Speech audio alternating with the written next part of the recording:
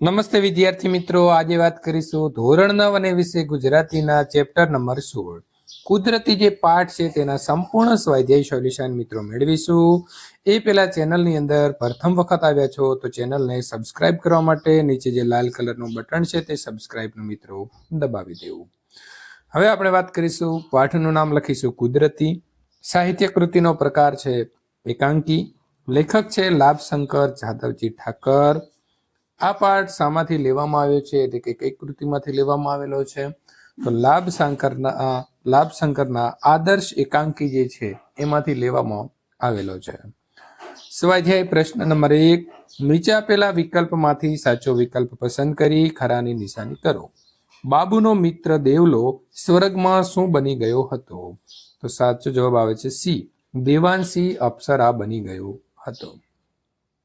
પ્રશ્ન નંબર 2, મારા બાળપણનો જીગરજાન દોસ્ત છે બાબુ, એની બહુ યાદ આવે છે, એને તેડાવો। આ વાક્ય કોણ બોલે છે અને કોને કહે છે?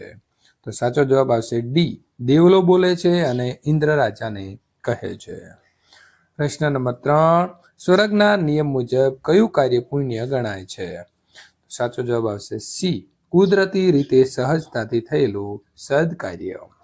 પ્રશ્ન નંબર 4, બાબુનું કયું પુણ્ય કર્મ તેને સ્વર્ગમાં લઈ ગયું? તો સાચો જવાબ આવશે એ, પેશાબ કરતા 2 ડગ ખસીને એક કીડીને મરતા બચાવી હતી। પ્રશ્ન નંબર મિત્રો 2, નીચેના પ્રશ્નોના 2-3 વાક્યની અંદર ઉત્તર લખો।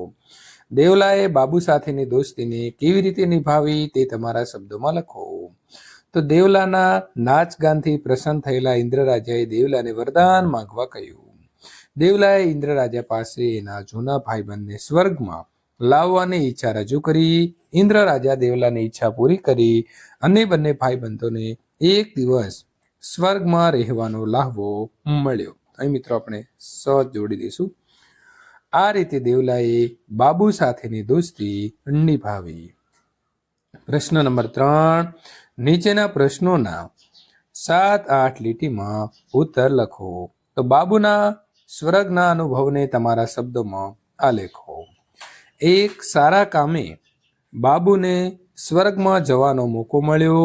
2 દેવદૂત બાબુને ફૂલની જેમ ઉચકી આકાશમાં ઉડવા લાગ્યા। બાબુ તો ટગર ટગર ડાબા જમણી દેવદૂતોની સામે જોયા કરતો। બાબુએ કહ્યું, આમ આકાશમાં કઈ તરફ લઈ જાઓ છો? એક દેવદૂતે કહ્યું, સ્વર્ગમાં ઢાઢા બોળ વાદળમાંથી સર સર ઊંચે ને ઊંચે અમે ઉડતા રહ્યા। બાબુને 2-4 છીંકો આવી। બાબુ સ્વર્ગના બગીચામાં ફર્યો। ત્યાં ભાત ભાતના ફૂલો હતા, ફુવારા હતા। બગીચો જોયા બાદ બાબુ મોટા મહેલમાં ગયો। ત્યાં દરબાર ભરાયો હતો। સિંહાસન ઉપર ઇન્દ્ર રાજા બિરાજેલા। અપ્સરાઓ નાચગાન કરતી। બાબુને જોઈને જ નાચગાન બંધ થઈ ગયા। બાબુને જોઈને ઇન્દ્ર રાજા આશ્ચર્યથી બોલ્યા, આવો બાબુરાજ કહીને પ્રેમથી ભેટ્યા। બંનેને ખૂબ જ હરખથી ભેટી રહ્યા હતા। ઇન્દ્ર રાજાએ ફરી નાચગાન શરૂ કરવાનું કહ્યું। મારી વેણીમાં 4 ફૂલ અંબોડલે સોહે સોહામણે, ઝૂલ ગીત મીઠી હલકથી। આમ દેવલો સ્વર્ગમાં જઈને દેવાંશી થઈ ગયેલો તે રૂપના અંબાર જેવો હતો। દેવાંશીની આગળ બીજી અપ્સરાઓ ઝાંખી લાગી। નાચગાન પત્યા બાદ બાબુને ઇન્દ્ર રાજા જમવા લઈ ગયા। 32 જાતના પકવાન જમાડ્યા બાદ બંગલા પાન ખવડાવ્યું અને ત્યારબાદ બાબુને થોડો આરામ કરાવ્યા બાદ તેને પૃથ્વીલોકમાં પાછો મોકલી આપવામાં આવ્યો। આમ બાબુએ એક દિવસનો સ્વર્ગનો લાહવો જે છે તે તેણે લીધો। વિદ્યાર્થી મિત્રો, આમ અહીં આપણું સંપૂર્ણ સોલ્યુશન પૂર્ણ થાય છે। ત્યાર પછી આગળના ચેપ્ટરનું સોલ્યુશન મેળવવા માટે અહીં આપેલી એન્ડ સ્ક્રીન ઉપર ક્લિક કરી શકો છો।